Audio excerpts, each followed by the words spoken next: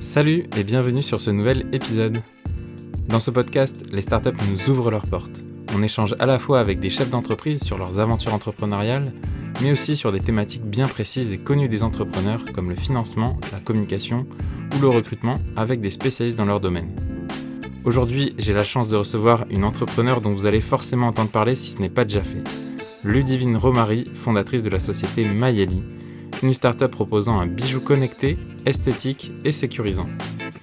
L'insécurité est malheureusement un problème trop présent dans nos sociétés et Mayeli vient en réponse à cela en proposant un objet connecté dont Ludivine nous expliquera le fonctionnement dans notre conversation. Vous allez l'entendre, lancer un projet comme celui-ci comporte des défis immenses et c'est en cela que la détermination de Ludivine est inspirante et exemplaire. Je m'appelle Guillaume Comagnac, associé de Tracteur et derrière le micro pour ce podcast. D'ailleurs, laissez-moi dire un petit mot sur Tracteur, car c'est grâce à eux que ces conversations sont rendues possibles. C'est un partenaire tech qui accompagne les startups qui doivent développer un projet numérique, mais qui n'ont pas le souhait et ou les moyens de bâtir une équipe en interne. Merci à toutes celles et ceux qui nous écoutent avec fidélité, et bienvenue aux nouvelles personnes qui nous rejoignent pour la première fois. Je vous souhaite à tous une bonne écoute en notre compagnie. Salut Ludivine. Salut Guillaume. Bonjour à tous ceux qui vont nous rejoindre sur cet épisode. Je suis en présence de Ludivine Romary, fondatrice de Mayeli. Je ne vais pas moi te présenter, je vais te laisser cet honneur. Et puis rapidement après, j'aimerais te poser une question que je posais au début du podcast et que je vais me remettre à poser. C'est quoi ta définition d'une start-up ? Alors, je me présente déjà. Oui. Ludivine, donc, comme tu l'as gentiment dit, je vais avoir 27 ans et j'ai fondé la start-up Mayeli. Alors, pour moi, qu'est-ce qu'une start-up ou comment on définit une start-up ? Je dirais que c'est d'avoir un projet très early, très dans la projection au départ d'un projet qui se concrétise et un projet qu'on mène jusqu'à une commercialisation, qu'on ait un service ou un produit finalement, Ouais. et toutes les étapes clés qui passent de l'idée à la commercialisation, mais aussi toutes les étapes de développement. Des grosses startups sont Back Market par exemple est encore une startup et pourtant leur process d'internationalisation n'est pas encore terminé. Donc je dirais que tant qu'on n'a pas ce qu'on appelle un business model qui tourne sans couac et qu'on a encore des étapes de développement de l'activité, ben on a encore une start-up. Ouais, je te remercie de t'essayer à l'exercice parce que pour moi, je trouve que c'est aujourd'hui hyper compliqué en fait, de faire cette définition. Surtout que, comme tu l'as dit, il y a des licornes comme Back Market qui se définissent en tant que start-up, des fois d'un point de vue culture en fait. Mais c'est vrai que l'essence même quand même qui revient, c'est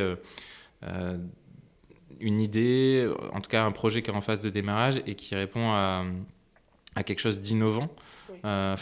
Une problématique d'une manière innovante. Du coup, ça me lance une perche parfaite pour dire en quoi Mayeli, ça répond à quel problème et de quelle manière. Oui, alors c'est bien que tu parles d'innovation parce que j'interviens beaucoup en école aussi sur des projets étudiants, etc. ou du coaching et on me demande très souvent, oui mais moi où est-ce que j'innove aujourd'hui? Et bien en fait l'innovation ne passe pas que dans une techno, ne passe pas que dans une activité, ne passe pas forcément dans un produit, mais passe aussi par l'usage et Mayeli c'est ça en fait que j'ai pensé avant même d'imaginer quels étaient les éléments technologiques du produit. Donc là, Mayeli, c'est un bijou connecté qui permet de réduire l'insécurité des femmes, mais pas que, des enfants et des hommes également. Au quotidien, on parle beaucoup d'harcèlement de rue ou de violence conjugale. Et on a amené une solution, un vrai bijou en laiton, de manière très classique, qu'on peut porter à son poignet. Et un clic sur son poignet permet d'alerter de son insécurité ses proches avec tout un process de position GPS envoyée, d'SMS, d'appels, d'alarmes sonores, d'enregistrement audio, etc. etc. Donc, Mayeli, je l'avais d'abord imaginé dans « Ok, qu'est-ce que je vais faire de mon bijou ? Je veux porter un bijou, je veux qu'il soit esthétique, élégant, non anxiogène. Et je vais penser la tech après que j'aurai répondu à tout ça. » Ouais, mais c'est intéressant que ce que tu dis, que l'innovation, elle n'est pas non plus que sur la partie technologique, parce que Bien sûr. parfois, innovation égale tech, Programme de deep R&D, tech. ouais, voilà. Exactement. Et au final, ce qui fait aussi, là, le succès, on le voit là sur les derniers mois de Mayeli, c'est même l'apport presque lifestyle et état d'esprit qu'apporte Mayeli. Est-ce que tu peux nous en dire plus là-dessus? Ouais, c'est vrai que tu vois, aujourd'hui, on a commercialisé au mois de novembre et comme je te le disais un peu plus tôt, on arrive bientôt à la millième personne qu'on a sécurisée. Alors sécurisée ou peut-être pas forcément, mais qu'on a amené un côté réassurant au quotidien d'avoir un objet qui nous sécurise. Et en fait, le bijou, on l'a plutôt penser de manière à ce qu'il fasse plaisir. On porte un bijou le matin parce comme quand on met sa tenue et qu'on choisit son petit bijou qui va s'accorder avec sa tenue. Les hommes et les femmes, hein, d'ailleurs, les deux, on fonctionne un petit peu de la même manière. Et aujourd'hui, on a des premiers retours.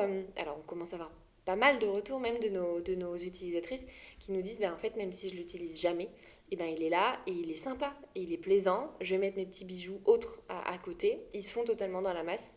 Et s'il m'arrive un truc, je relève ma manche et je clique. Donc l'usage du bijou va se développer. On a une gamme de produits qu'on va faire évoluer bientôt, avant l'été. Et tout en restant du coup sur cette innovation de l'usage. Et ensuite, la tech vient se fondre dans l'usage qu'on veut apporter à ce bijou. Ok, et du coup, si on revient un tout petit peu en arrière, est-ce que dès le départ, quand tu as commencé à travailler sur cette problématique, tu avais en tête ce que tu as aujourd'hui au poignet, là, qu'on voit, tu avais en tête ce bracelet. Par quelles étapes vous êtes passé? Parce qu'en soi, et puis c'est pas mal de le dire, c'est un marché qui est hyper actif en fait en ce moment, les wearables au sens large. Il y a bien entendu tout un tas d'objets connectés liés à la santé, le sport, etc. L'insécurité, je pense qu'il y a peut-être délicat, ouais. un ou deux, t'as peut-être un ou deux concurrents, et encore pas sûr. forcément positionnés en France ou quoi. Et puis pas forcément positionnés sur le même type d'objet. C'est-à-dire qu'aujourd'hui c'est un bracelet. Donc qu'est-ce que c'était au tout départ en fait, tu vois dans la tête, vous aviez quoi? Comment vous l'imaginiez? Parce qu'en fait, moi, c'est ça que je trouve assez bluffant chez les entrepreneurs, c'est le truc qu'on a en tête là, qu'on se rêve, et jusqu'au jour où on l'a vraiment dans les mains. C'est vrai qu'au début, l'idée de Mayeli, c'était un clic. Okay. C'était, donc je travaillais avec on était étudiantes, donc on était un groupe de nanas étudiantes, tu t'en souviens, tu les avais rencontrées, qui imaginaient et qui brainstormaient au quotidien pour trouver la fameuse solution innovante qu'on nous demandait à l'école, parce que Mayeli, c'est un projet d'école pour valider notre année de master. Et on s'était toujours dit, ah, mais tu m'envoies le fameux message quand t'es bien rentré. Et en fait, je me suis dit, mais si ce fameux message, on l'envoyait avec un système de clic auquel on penserait à cliquer du coup sur son objet et qui serait envoyé de manière automatisée à autant de contacts qu'on veut. Du moins, là, on l'a limité à 5 quand même, c'est déjà pas mal. Et l'histoire du clic est devenue un bijou et je me demandais souvent, bah ok, mais ce clic, si c'est un vieux bouton en plastique, il va avoir un effet peut-être anxiogène, je vais pas avoir envie de le porter, je vais le poser et je vais l'oublier de le remettre le lendemain. Tandis que si on fait passer sur un usage du bijou c'est toujours en fait une question d'envie de le porter. Ouais. Parce que j'aime le porter, bah dans ce cas-là, je l'oublierai pas et il va se fondre et je vais l'oublier. Je vais l'oublier parce que tous les jours, je mets un bijou qui me plaît. Donc l'idée du clic est devenue un bijou. Le bijou, après, s'est connecté avec une application mobile, parce que forcément, comme tu dis, on parle de wearable, donc on parle d'IoT, et donc nous, on a pris une connexion en Bluetooth. Et là, on retravaille un gros programme de R&D, toujours avec nos centres de recherche en région bordelaise, pour développer la nouvelle techno de Mayeli. Alors, pas de suite, c'est un travail de fond. Ouais. Donc, on en a encore quelques petites années, je pense, pour développer un produit qui n'existera peut-être finalement pas et qui se passera d'une connexion mobile. Et j'ai tellement hâte d'aller sur cette techno-là. Mais tout en n'oubliant pas l'usage d'un vrai bijou du quotidien, plaisant. Ok. Ouais, c'est fou ce que tu penses, enfin ce que tu racontes là sur les process quand on fait de l'hardware. Donc, je rappelle pour les plus néophytes qui nous écoutent, software, c'est faire vraiment que de l'applicatif et hardware, c'est quand il y a de l'objet, donc quand il y a un système embarqué informatique qui peut se connecter, etc., envoyer des informations générées.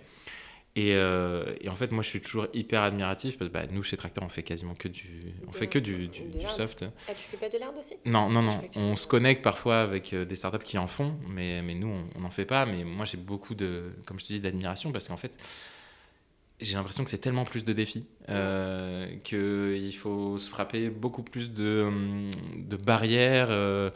Donc, en fait, j'aimerais que tu nous racontes ça, en fait, à partir du moment où vous vous êtes dit, OK, donc il faut qu'on fasse ce clip, et ce clic, il faut qu'en plus qu'on le miniaturise dans un bijou.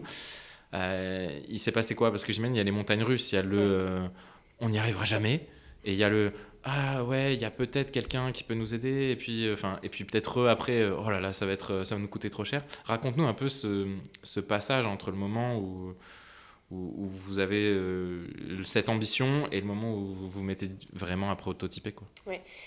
Alors c'est vrai qu'au départ, donc nous quand tu dis nous, on était avec les filles du projet étudiant qui est devenu vrai projet déposé en tant que société. Après, moi, j'ai continué toute seule et c'était en revenant de Londres en plein Covid, hein, bien sûr, on a tous fait la même chose, de se dire, allez, c'est parti, dans cette voie entrepreneuriale, on se jette de la falaise de 70 mètres de haut. Et puis, je me suis toujours dit, mais en fait, Ludivine, tu vas aller chercher ce qui te manque. Tu vas aller t'entourer, tu vas aller poser des questions, même si elles sont complètement débiles. Ouais. Et j'avais 24 ans, je crois. Et je me suis entourée de tech, d'ingé. Des fois, je me rappelle encore aujourd'hui d'ingénieurs. J'étais allée voir au Cap Ferré et j'avais posé des questions, mais qui aujourd'hui sont tellement débiles. Et je me suis dit, mais oui, mais c'est des questions et des réponses qui m'ont fait avancer, mais comme jamais. Donc, on s'entoure beaucoup. Moi, je suis dans le milieu du marketing, rien à voir avec la tech, rien à voir avec le soft ou l'hardware, l'IoT, peu importe. Du coup, on demande, on va ouvrir des portes et après, on prend les devants aussi et on montre qu'on est sûr de son idée, de son projet, on est sûr d'où on va. Et on embarque les gens dans une histoire parce qu'on leur donne des points clés où eux vont se dire « Ok, c'est hyper challengeant de travailler avec Maïli, donc on va y aller ». Aujourd'hui, c'est comme ça que ça se passe. Tous les partenaires avec qui on bosse, fournisseurs, ils adorent bosser sur le projet parce qu'ils savent où ils vont, en quelque sorte.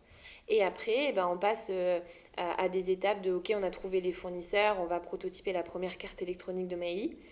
J'ai trouvé à ce moment-là mon associé, CTO, Fabien, qui était qu'un simple freelance au début. Donc moi, je le dis souvent pour ceux qui se lancent, c'est aller regarder aussi les freelances, on les oublie très souvent. Alors peut-être moins aujourd'hui, mais on les oublie très souvent et moi on me l'a jamais recommandé. Et je me suis dit un jour, mais pourquoi j'irais pas sur une plateforme, il en existe pas mal, de freelance et je trouverai une personne ingénieure qui m'accompagnera pendant 2 mois. La relation a fait qu'aujourd'hui il est associé Maïli, c'est notre DG et notre CTO. Et on fait un super binôme. Et ensuite, on avance. Ok, cette carte électronique, elle fonctionne. Ouais, mais du coup, on va la miniaturiser. Ah ouais, mais cette pile, elle convient pas, donc on va aller en chercher une autre. Après, on fait beaucoup de proto 3D. On fait beaucoup de steps, donc de vision un petit peu 3D de tous les composants associés sur une seule carte électronique. On va chercher un centre de radiofréquence, que forcément, on parle de technologie, donc il y a forcément une antenne qu'on doit positionner sur la carte. On fait tester. À côté, on garde la production du bijou, parce que du coup, si la tech évolue, le bijou doit évoluer, et en même temps, ça, je pense que ça a été le plus dur. Ouais. C'est d'embrayer tout le monde en même temps, au même moment. Parce que si ton bijou, ton proto, il avance trop vite, ta tech, elle n'a pas le temps d'avancer non plus derrière. Donc d'avoir un petit peu les 2 usines en même temps, et les 2 protos en même temps.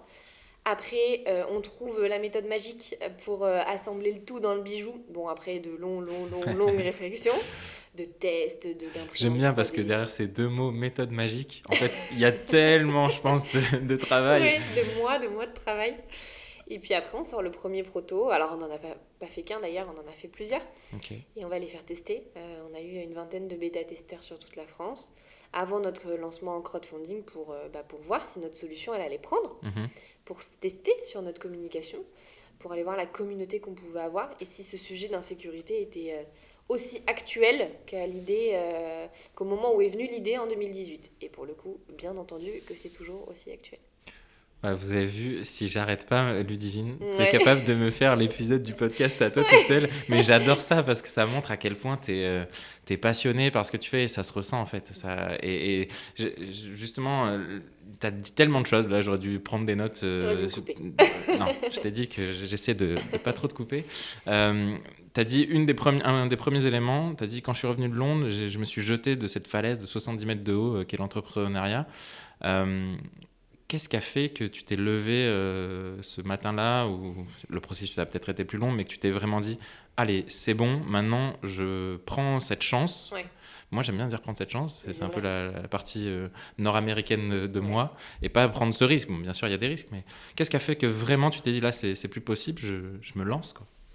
Je pense que donc moi à cette période-là j'étais à Londres et donc on était en Covid, chômage partiel, donc je pense que sur un an de travail, parce que je travaillais dans l'événementiel à Londres, j'ai dû faire 5 mois de contrat et 5-6 mois de chômage partiel. Et puis bah on s'embête à la maison, à Londres en plus j'étais en coloc, comme beaucoup de jeunes D'expat. ouais, d'expats à Londres. Et puis, je me suis dit, mais Ludivine, ce projet Mayeli, il est là, il est déposé, il est enregistré, parce que c'était une vraie société au moment où on s'était déjà lancé. Le projet avait été enregistré en 2019, donc c'était déjà devenu une société. Et puis, on avait déjà tout, les business plans, les prévisionnels, on avait déjà tout travaillé. Et je me suis dit, c'est quand même trop dommage de laisser ce side project, pour le coup, en side, et on va en faire quelque chose. Et à ce moment-là, je me suis dit, mais moi, de toute façon, je vais rentrer de Londres, parce que Covid, parce que machin, voilà, on a tous eu un peu la même réflexion. Et je me suis dit, mais je vais pas rebosser en marketing. Les places, on va pas en reparler, mais c'était très compliqué pour retrouver retour au marché de l'emploi. Je voulais pas aller à Paris, j'avais fait Londres, ça m'a suffi. Je voulais retourner à Bordeaux. Donc je sais que j'allais pas me lever le matin et j'allais pas kiffer me lever et d'aller dans un job de rêve. Mhm. Et je me suis dit, bah, je vais construire en fait ce job de rêve. Et aujourd'hui, tu le sais, j'adore. En plus, la cause est tellement... Belle, ouais. L'aventure est tellement belle et nos clients nous le rendent aussi aujourd'hui beaucoup. Donc en fait, tu tombes dans une espèce de bulle où t'es dedans, t'avances, t'es dedans et tu regardes même pas en arrière. En fait, c'est ce que tu dis, c'est vrai, c'est que le plus dur, c'est peut-être de faire le premier pas, parce qu'en Bien fait, sûr. une fois que tu as fait le premier, le deuxième, le troisième, et puis en fait, après, ça y est, tu marches, tu cours, et tu t'arrêtes plus. Enfin, Ouais. c'est un peu ton cas. Ouais, c'est Euh, exactement ça. Il y a une autre chose dans ta présente intervention que tu as dit, c'est que rapidement, tu t'es dit, il faut que je m'entoure, il faut que je m'entoure. Moi, j'ai envie de ramener le mot confiance en soi et confiance aux autres. Ouais. Raconte-nous ce moment en fait où, parce qu'il y a beaucoup d'entrepreneurs qui se lancent, et en fait c'est ça que j'essaie de déconstruire là, parce qu'il y a beaucoup d'entrepreneurs qui ont une idée, enfin d'entrepreneurs, de porteurs de projets avant d'être entrepreneurs, qui ont une idée et qui osent pas forcément en parler ou qui osent pas forcément partager ou même voir s'associer. Ça a été quoi toi ton cheminement en fait? Quand on est toute seule et que on n'a pas les compétences, parce qu'il me fallait bien un ingénieur Ouais. pour m'aider dans la tech. T'avais pas le choix. Voilà, j'avais pas vraiment le choix. Et en plus, on commençait à... il fallait qu'on fournisse un POC, donc un Proof of Concept. Et ce POC, j'allais pas le faire avec mes doigts, quoi. Donc du coup, je suis allée chercher quelqu'un pour le faire. Et comme tu dis, l'entourage, en fait, ce qu'ont du mal à comprendre les porteurs de projets aujourd'hui ou ceux qui ont envie d'entreprendre, c'est qu'il n'y a pas de petites questions, il n'y a pas de mauvaises réponses non plus. Il faut prendre le risque d'aller rencontrer des personnes, d'aller se mouiller, d'aller Se mettre en danger. Ouais, d'aller se mettre à nu totalement. Et je me souviens, nous, notre premier concours entrepreneurial, je ne sais pas si tu te souviens, c'était en 2019. French Tech. Ouais, c'était sur la Startup Battle de la French Ouais. Tech qui n'a plus lieu aujourd'hui, à mon grand désespoir. Et c'était génial. Et on était encore 4, c'était un projet étudiant. On l'avait pas encore, je crois, de mémoire déposé. Et en fait, on est arrivé demi-finaliste et on s'est dit, mais en fait, on y va. Enfin, et c'est là où tu te dis, ok, t'as 2000 personnes dans la salle qui te disent, allez-y, foncez. Et c'est là où ta confiance, elle commence à se construire. Parce que plus tu avances, plus il y a des gens qui comptent sur toi. Et moi, c'est un petit peu ce fameux syndrome de l'imposteur dont on parle beaucoup chez les entrepreneurs. Alors à plus ou moins grande échelle. Mais c'est de se dire, ok, j'ai confiance en moi parce que sinon j'arriverai pas là et en 1 an et demi, j'aurais pas lancé toute une prod de Bijou Connecté. Mais c'est difficile aujourd'hui de te dire qu'à 26 ans et qu'en plus t'es une nana, que tu bosses avec des ingés qui ont peut-être 20 ans de plus que toi, voire plus, et qui te mettent pas mal de bâtons dans les roues, et ben tu te dis cette confiance elle est un peu déconstruite parce que on te remet toujours dans tes buts. Donc c'est compliqué à la gérer, mais faut pas oublier que ce projet il était dans ma tête. Donc s'il était dans ma tête, c'est qu'il n'y a que moi qui peux porter ce projet. Et c'est comme ça que je me rassure en me disant, ouais, mais l'idée de Maïli, c'était toi. Maïli, c'est toi qui l'as créé. Donc c'est toi T'es la qui bonne prendras les personne. décisions. Ouais, c'est Voilà. ça.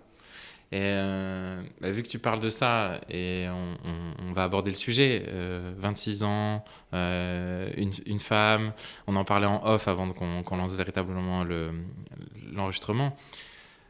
Comment tu arrives toi aussi à faire face en fait à ces critiques, ou même pas, c'est pas des critiques, c'est que c'est un peu induit, parfois c'est même pas dit, c'est présent, on sent que son dossier il va peut-être être regardé différemment. Comment tu fais en fait pour Ouais. faire voler en éclats ces croyances? C'est ça, quand tu dis on sent que le dossier va être regardé différemment, c'est exactement le sentiment que moi j'en ai. C'est de se dire, ok, parce que Ludivine elle a bientôt 27 et que c'est une nana qui en plus lance un projet pour les nanas. Alors quand on est face à des femmes, le lien est beaucoup plus simple parce que forcément la personne en question, féminine, avec qui on discute, a forcément eu les mêmes retours d'insécurité au quotidien ou des enfants. Ou en tout cas est capable de se projeter. Voilà, ou connaît quelqu'un qui a déjà été victime, etc. etc. Oui, parce qu'on n'a pas dit les chiffres, mais enfin, c'est complètement fou. Hein. C'est-à-dire que je crois que c'est 9 femmes sur 10 ont déjà été confrontées à ces situations-là. Ouais, complètement. 9 femmes sur 10, 86% des personnes ne savent même pas réagir face à un harcèlement de rue. C'est-à-dire que toi et moi, on pourrait même pas savoir comment réagir face à une personne, face à une femme, ou pas d'ailleurs, qui se fait agresser dans la rue. Enfin, moi, je trouve ça assez dingue. Mais pour en revenir à ce que tu me disais, c'est vrai que c'est, je pense, 2 fois plus compliqué. Après, j'ai envie de dire, c'est aussi normal. Un entrepreneur qui a une quarantaine d'années et qui a peut-être 15 ans d'épisodes salariés, entre guillemets, en carrière, forcément, il va peut-être être plus expert de son sujet, bien entendu. Mais c'est pas parce qu'on n'a pas eu cette case salariée, moi j'ai fait qu'1 an de contrat et encore j'étais en Covid et après je me suis lancée direct, qu'on n'est pas nous aussi des experts dans notre domaine. Et c'est ce que je me tue à dire à des personnes que je croise ou qui me demandent de me justifier 3 fois plus qu'un entrepreneur, même masculin, ou qu'une entrepreneuse peut-être un peu plus âgée. Et c'est compliqué. Parce qu'on te met des bâtons dans les roues et tu peux pas avancer comme tu veux. Et à la fois, on te demande, du coup, on revient à ce que tu me disais précédemment, d'avoir confiance en toi, de prendre des décisions, d'être un bon manager fort. Et en même temps, t'as pas trop le droit de flancher parce que sinon, tu donnerais une image de toi qui n'est pas sûre.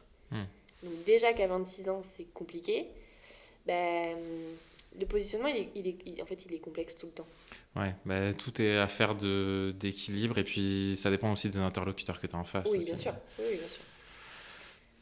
Ouais, c'est un vaste sujet. Hein. Je pense c'est comme le sujet de l'insécurité. On va pas réussir à le résoudre nous là dans notre discussion. Hein. C'est des sujets où la société change, mais peut-être pas aussi vite que les mœurs ou que. Pourtant, il y a eu des phénomènes. En tout cas, toi sur ton sujet, je pense à des MeToo, Balance ton port, etc. Ouais. Est-ce qu'un Mayeli, tu vois, arrive aussi dans une phase où c'est un bon timing, un bon momentum? Si on avait pensé à Mayeli il y a peut-être 10 ans, peut-être que là, les portes auraient été encore plus fermées.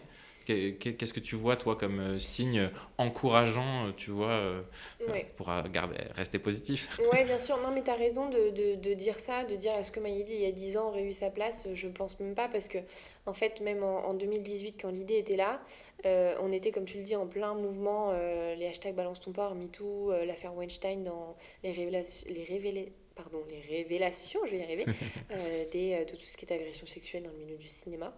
Et c'est à partir de là où il y a une certaine libéralisation de la parole, notamment des femmes, parce que ces mouvements ont été créés. Si Maïli, j'avais créé ce bijou connecté en plus pour les femmes et pour leur insécurité, on m'aurait ri au nez. Ouais. Déjà qu'en 2020, quand on s'est lancé, c'était quand même compliqué à convaincre qu'un objet comme celui-ci pouvait réduire l'insécurité au quotidien, ou au moins apporter cette confiance qu'on avait perdue dans les lieux publics. Déjà là, il y a eu un gros travail de fait de suivez-moi, je vous jure que ça vaut le coup et je vous jure qu'on a besoin de Maïli aujourd'hui. On n'est pas une... On veut pas avoir le poing levé, les seins à l'air et de se dire ok, on va militer à fond. Non, moi je veux juste qu'on apporte une solution. On s'en sert pas, mais c'est propre à ton besoin, à leurs besoins. De se dire, moi j'ai une solution qui me permet de m'apporter confiance et sérénité au quotidien. Ok, je la prends pas, tu fais ce que tu veux. Mais je pense qu'aujourd'hui, je me tue aussi à aller voir les politiques, sujet très vaste et très long. Mais on y arrive et voilà, il y a de belles startups en France qui produisent des services ou des produits d'ailleurs pour une belle cause, et j'aimerais aussi que le gouvernement se tourne vers ces startups-là, qui existent déjà et qui font peut-être le travail beaucoup plus rapidement et avec des moyens différents.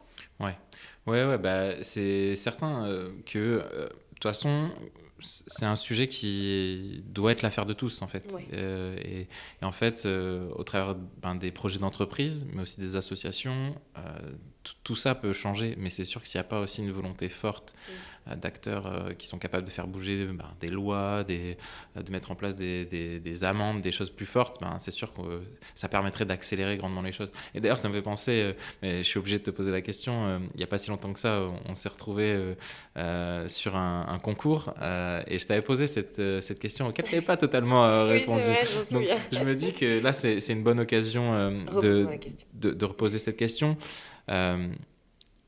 La vision de Maïli, en effet, c'est de toujours faire des nouveaux bijoux connectés qui permettent de rassurer les personnes.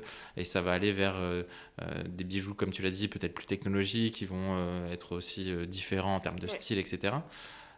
Et si vraiment on se projette très loin, si moi je suis un très grand rêveur, on se dit qu'il y a dans, je sais pas moi, le temps, ou en tout cas je prends une baguette magique et je change la face de notre société et je dis que c'est une société dans laquelle le harcèlement de rue n'existe plus, dans laquelle il y a plus de bagarres, d'agressions dans la rue. Qu'est-ce que tu ferais en fait ? Parce que en fait, la question, si je la réduis à son minimum, c'est qu'est-ce que tu ferais si Maïli n'avait pas lieu d'exister, en fait ? Est-ce que tu entreprendrais maintenant que tu as goûté à ça ? Est-ce que tu le relancerais à notre projet ? Oui, je pense que forcément, Maïli est née d'une problématique réelle, Oui. tu vois, d'insécurité des personnes de manière très globale. Donc forcément que Maïli ne serait pas née si on n'avait pas eu cette problématique-là. Et cette problématique qui est juste en pleine progression, tu vois, de 2018 à 2022, le gap est juste énorme. L'insécurité est encore plus présente. Mais Maïli, si j'avais pas fait... Alors déjà, si j'avais pas créé Maïli, je serais rentrée de Londres et j'aurais repris un poste en marketing. J'avais pas cette idée d'entreprendre depuis le début, parce que déjà je faisais pas des études là-dedans. Il y en a beaucoup d'entrepreneurs qui font des écoles de commerce avec une spécificité entrepreneuriale, mais c'était pas mon cas. Par contre, ma dernière année avait cette possibilité de monter un projet innovant, et c'était le début de tout. Mais je pense que c'est très difficile de répondre à ta question, parce que maintenant que tu as goûté à ce projet-là, tu te dis mais qu'est-ce que je vais faire de ma vie s'il n'y a pas Maïli ? Parce que même la question pourrait être posée si demain, ce qui pourrait être une option et une avenue pour Maïli, je sais pas moi, un très gros acteur de la joaillerie ou alors des objets connectés ou autre, vous font une offre, tu sais qu'on peut pas refuser, tu vois, et que du coup le projet n'est plus piloté par toi, s'il est racheté, j'en sais rien. Ça, on me pose souvent la question pour le coup, et j'allais te répondre plutôt dans ce sens-là. Qu'est-ce que je vais faire de l'avenir de Maïli si jamais Maïli ne m'appartient plus finalement ? Je pense qu'il y a un gros storytelling où aujourd'hui Ludivine égale Maïli, Maïli égale Ludivine, et c'est normal en quelque sorte. Donc j'essaierai de garder au maximum une certaine direction de Maïli dirigeance même au sein d'une boîte qui nous rachètera peut-être. Je ne sais pas. Après, si c'est pas possible, moi j'adore tout ce qui est coaching. J'aime le consulting, j'aime intervenir auprès des étudiants. J'aime pas donner des cours avec des diapos à non plus finir, parce que j'ai un peu, tu sais, contrariée quand tu étais étudiante.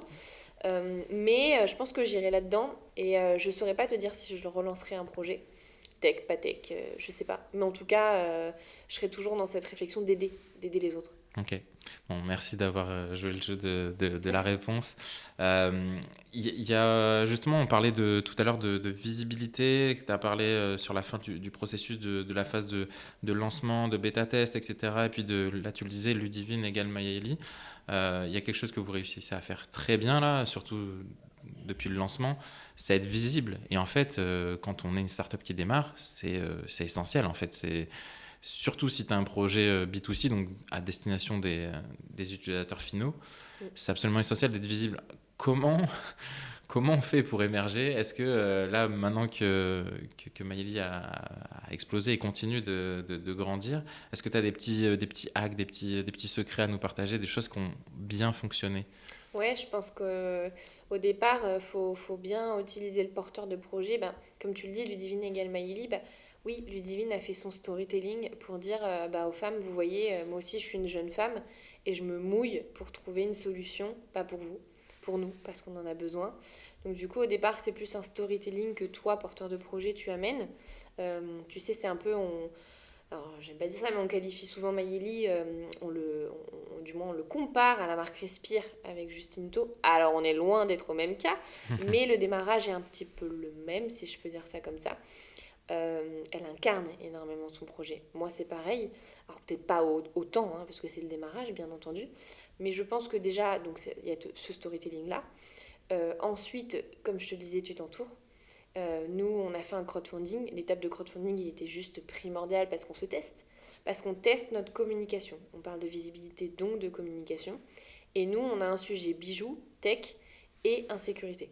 Donc, il a fallu trouver le pilier qui réunit, enfin le bon axe de com, voilà, qui pouvait réunir ces trois piliers-là, qui est quand même pas simple. On s'est testé pendant des mois, à voir ce qui prenait pas. Est-ce que si on parle de ça, c'est bien? Est-ce qu'on va se faire lyncher si on parle de ça? Parce que forcément, on se fera toujours lyncher. Et on s'est trouvé, en fait. Et à partir de ce moment-là, en fait, il faut pas perdre à l'idée qu'on fait quelque chose qu'on aime faire. Moi, je n'irai pas dans quelque chose où je ne suis pas à l'aise. Et donc j'ai communiqué parce que j'avais envie de communiquer comme ça. Si les gens voulaient me suivre, et du coup les gens m'ont suivi et donc ont suivi la visibilité de Maïli. Et après, on garde un petit peu de budget pour aller chercher. Nous, on travaille avec une attachée de presse. Et pour la petite histoire, cette attachée de presse, c'était mon intervenante en école de commerce que j'ai retrouvée 4 ans après. L'importance du réseau, de son premier réseau. Oui, tout à fait. Et nos investisseurs aujourd'hui sont aussi de mon premier réseau étudiante pendant l'école, de mes alternances, de mes stages, etc. Et je le dis tout le temps à des jeunes entrepreneurs qui se lancent, des étudiants. Votre réseau, un like sur LinkedIn est tellement important. Allez écouter aussi un des derniers épisodes avec Ksenia Gavrilenko sur l'importance du réseau là, qui est sorti il n'y a pas très longtemps. T'as vu cette belle transition? Ah ouais, non mais c'est parfait. Tu vois, écoute, non mais je le glisse là, petite parenthèse, allez écouter ça. Donc oui, s'entourer et voilà, l'attaché de presse. Voilà, l'attaché de presse, il faut bien la trouver. Hein. Attention, hein, vous pouvez faire ça aussi avec une freelance en presse. Peu importe, mais quelqu'un qui est spécialisé là-dedans, c'est très important. Moi, j'aurais jamais envoyé des communiqués de presse comme elle les a rédigés. C'est un métier à part entière de relance, de contact. Puis relations presse, c'est-à-dire qu'elle a les relations. Tout à fait. C'est-à-dire qu'elle a la confiance auprès de journalistes, des maisons d'édition. Exactement. Et donc, on a fait 170 retombées presse depuis la date de commercialisation de Maïli. Donc, novembre, on a peut-être commencé un mois avant, donc ça fait 5-6 mois. 170, c'est énorme. Alors non, on ne s'attendait pas à avoir tout ça. Mais en fait, c'est toujours qu'est-ce qu'on leur donne à manger aussi à ces journalistes? Pourquoi ils vont communiquer sur Maïli? Qu'est-ce qui les intéresse aujourd'hui? L'actualité en fait beaucoup, bien entendu. On parle d'insécurité en sortie Covid. Il y a eu un énorme boom. Donc, on s'entoure et puis on se fait confiance. On se dit que de payer, entre guillemets, une attachée de presse, c'est un budget qui est juste totalement justifié. Et on n'a plus besoin de se justifier après avoir fait autant de retombées presse. Oui, ça aide en fait ensuite pour d'autres discussions, peut-être plus stratégiques. Ouais. Mais je le répète, parce qu'aujourd'hui, du coup, on arrive à me dire oui, mais Maëlie n'a plus besoin de visibilité, on va pas. C'est On va pas pas... ce que je cherchais à dire. Non, non, bien sûr, mais parce que je l'entends. Et nous, c'est pas parce qu'on fait des retombées presse, il faut pas oublier que derrière, on est une entreprise, on doit vendre. Si on veut développer tout ça, on doit vendre. Et c'est pas pour autant qu'on vend avec autant de retombées presse. C'est de la belle visibilité, on fait parler de nous, mais ça s'arrête là. Ok. Et c'est entendu, donc de toute façon, on mettra forcément le lien du site web pour toutes les personnes qui veulent aller voir les produits, pensez-y. Juste pour terminer ce focus sur en fait, la visibilité et la lumière qui arrive sur toi, parce que en fait, c'est ça, en peu de temps, voilà, il y a beaucoup de projecteurs et la lumière sur toi, il y a cette vague qu'on surfe. J'imagine que tu es sursollicité, d'ailleurs je te remercie encore une fois d'être présente. Comment aussi on apprend à savoir dire non, en fait, à prioriser, à dire ok, ça c'est bien, mais c'est peut-être bien pour dans 2 mois, ou ça m'intéresse. Enfin, savoir dire non en tant qu'entrepreneur, je pense que c'est un gros sujet. Ouais, c'est un gros sujet, mais là tu poses la question à une personne ultra empathique qui a énormément de mal à dire non. Okay. Ça m'a valu quelques peines de temps en temps, donc on apprend un peu de ses erreurs. C'est très compliqué de dire non. Encore une fois, ça rejoint le sujet qu'on discutait juste avant, c'est être jeune entrepreneur, c'est non, tu peux pas refuser la vie de quelqu'un de 20 ans de plus que toi, ou qui est expert dans tel et tel domaine.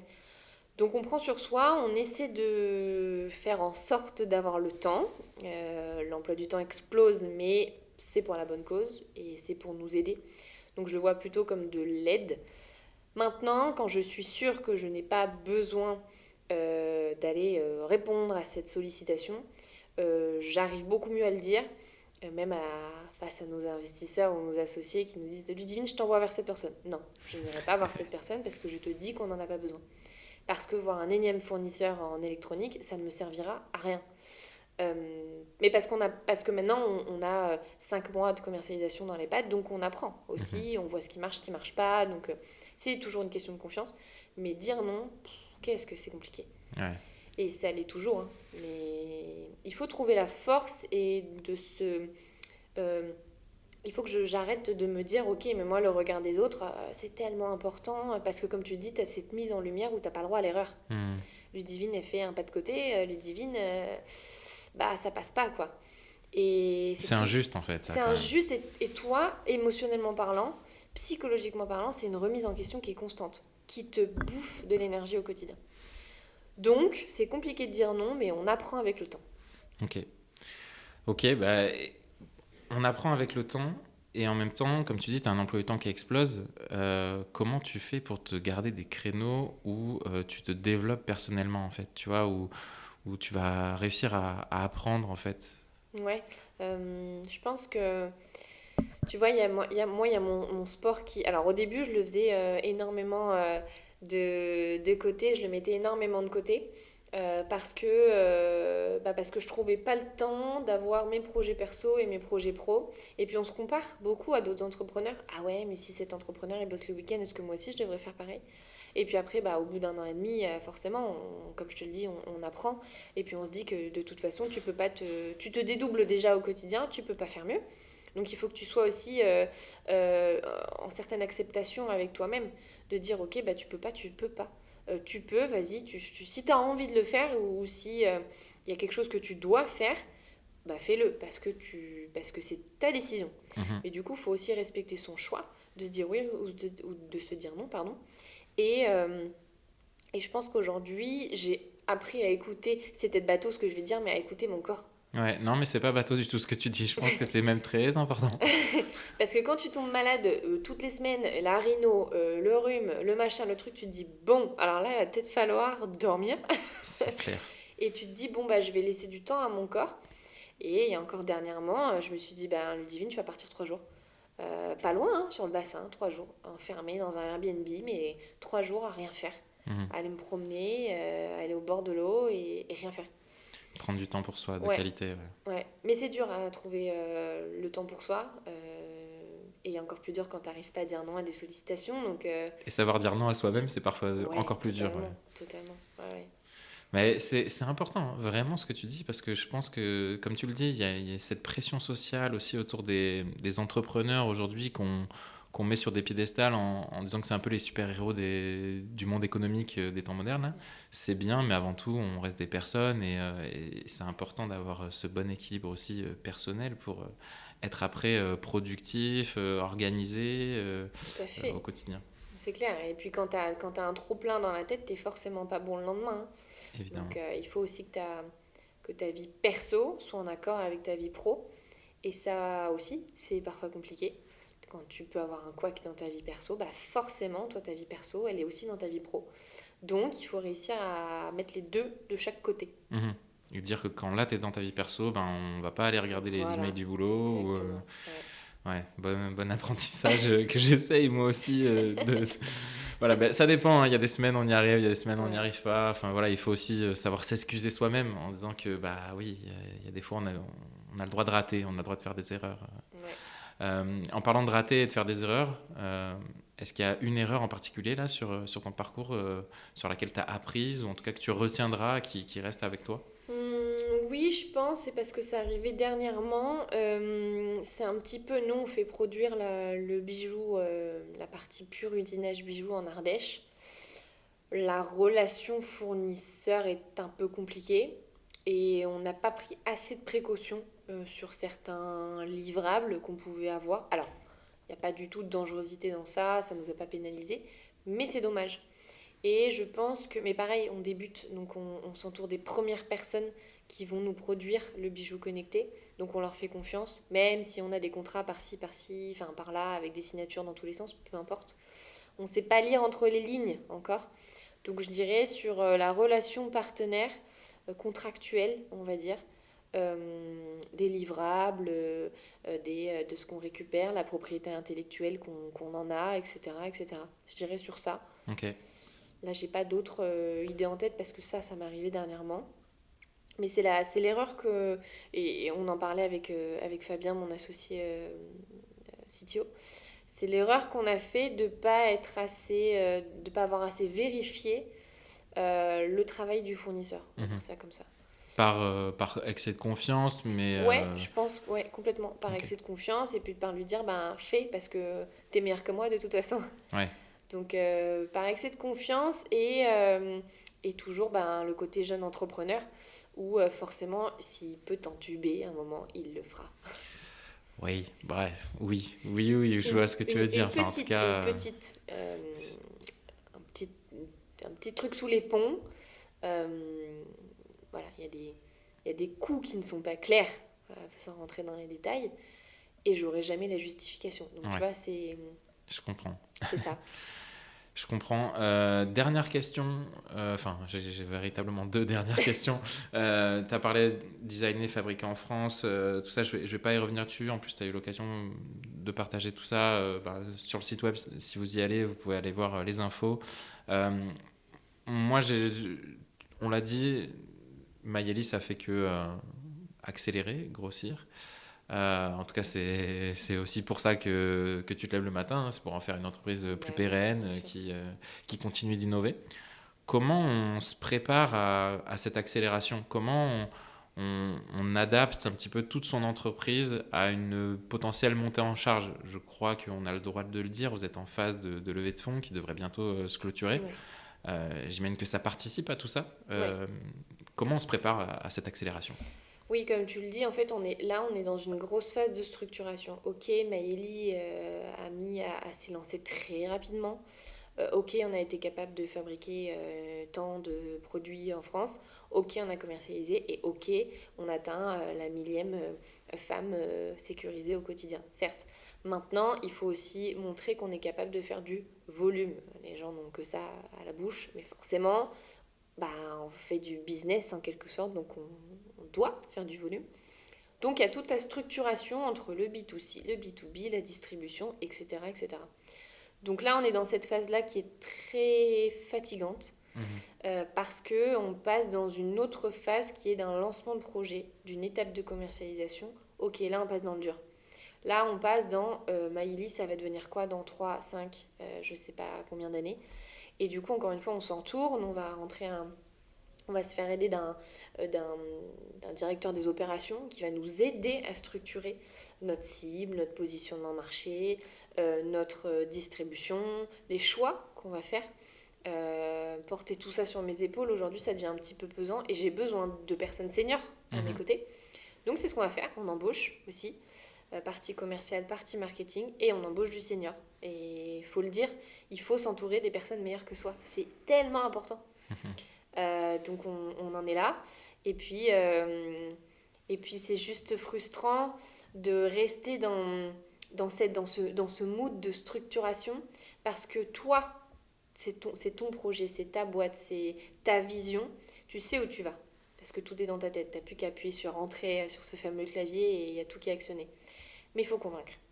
Et il faut justifier, et ça encore, on en revient à ce qu'on disait tout à l'heure, et il faut justifier les investisseurs qui rentrent dans ce capital-là aujourd'hui.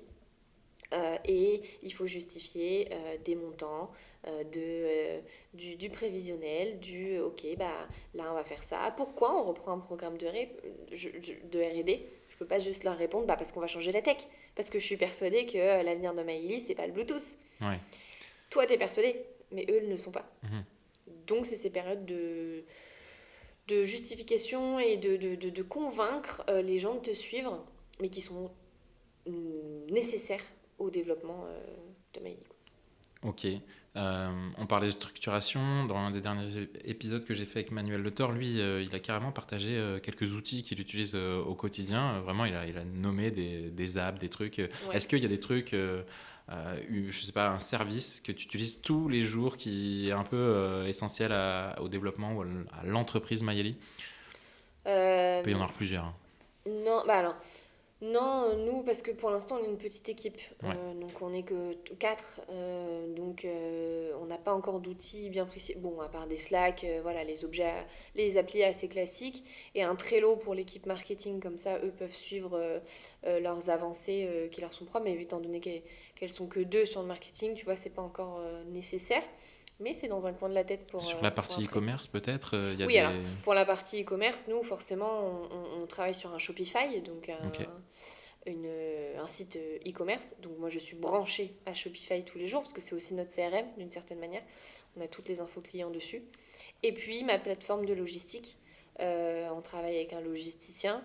Donc, forcément, il faut mettre les commandes en collecte, ce qu'on appelle, et avoir un suivi. Il y a toujours des couacs dans les envois en B2C. Il y a quelque chose que vous utilisez pour le support au sens large Et ben en fait, on a la plateforme de notre logisticien. Okay. Et cette plateforme-là, on se logue tous les jours et on peut suivre la mise en préparation des commandes, l'envoi de la commande et la réception. Donc en fait, c'est un super outil où moi j'y suis tous les jours. Je l'actualise toutes les 15 minutes pour voir où en sont nos livraisons et remonter des réclamations. Ou voilà, je fais un échange produit, le SAV aussi, suivi SAV, on le fait là-dessus. Et sur notre Shopify aussi. Donc nous, on a des outils très e-commerce qui nous suit tous les jours, quoi. Ok. Bah, merci pour le partage. Et puis, c'est pas du tout si basique que ça. Hein. Dire que vous avez utilisé du Slack, du Trello, c'est ok, hein. Chacun ses méthodes, chacun ses outils, mais je trouvais ça intéressant à partager. Peut-être qu'à la fin, je ferai comme pour la bibliothèque de livres, parce que là, en fait, il y a aussi une autre question que je pose en toute fin d'épisode, c'est si tu as une lecture, ça peut être peu importe, hein, pas forcément que business, hein, ça peut être aussi un roman. J'ai des gens qui m'ont partagé des romans, des biographies, un truc que toi, tu as lu soit récemment ou pas, mais qui t'a marqué, que tu recommanderais. Ouais, alors moi je lis le dernier livre de Justine Hutto. Est-ce que t'allais sentir que j'allais te donner cette réponse ou pas? Non, mais ça m'étonne pas. Ça m'étonne pas du tout. Bah oui, parce que voilà, c'est une inspiration. Comme beaucoup de jeunes femmes entrepreneurs, on s'inspire de cette femme et son livre est top. En fait, son livre est plein d'énergie. Donc quand t'as un petit bad mood, tu ouvres le prochain chapitre et ça se lit comme du petit pain. J'adore. Le livre s'appelle « Rêver, oser, se dépasser, 10 clés pour prendre confiance en soi et passer à l'action » par Justine Hutto. Eh ben, je le rajouterai à la bibliothèque des invités du podcast Open Startup. Il y a le lien en description, vous pouvez aller voir, il y a pas mal de livres si vous êtes en manque d'inspiration. Je te remercie infiniment, Ludivine. On peut te retrouver sur tous tes réseaux sociaux vu que tu es hyper active là-dessus. Réseaux sociaux et de Mayeli et bien entendu ton LinkedIn, ton Insta aussi. Ouais. Qu'est-ce qu'on peut te souhaiter ? Je sais que nous, on va se revoir régulièrement dans l'écosystème bordelais. On se croise souvent. Et si on se revoyait que dans un an, chose que j'espère pas, mais par exemple pour refaire un deuxième épisode, qu'est-ce qu'on pourrait souhaiter ou te souhaiter à Mayeli pour dans un an ? Et d'être présent dans divers points de vente, marketplace, une levée de fonds réussie qui nous permet de sécuriser encore plus de femmes au quotidien. Écoute, c'est tout ce que je te souhaite. J'espère vraiment que je pourrais t'envoyer ça dans un an et te dire « Hey, t'as vu ? Ça y est, tu l'as fait. » Félicitations, merci encore. Et puis, écoute, à très vite. Un grand merci à toi. Salut. Merci beaucoup pour votre écoute. J'espère que cet échange vous aura plu. Avant de partir, je souhaite vous inviter à quelques petites actions. Partagez sur vos réseaux l'épisode. Les discussions d'aujourd'hui pourront peut-être servir à quelqu'un demain. Envoyez-moi vos retours, ça m'encourage et aide à m'améliorer. Abonnez-vous pour ne pas louper les prochains. Enfin, si vous êtes sur Apple Podcast, mettez 5 étoiles. En plus de flatter mon ego, cela aide vraiment au développement de ce podcast. Prenez soin de vous et à très bientôt pour un prochain épisode.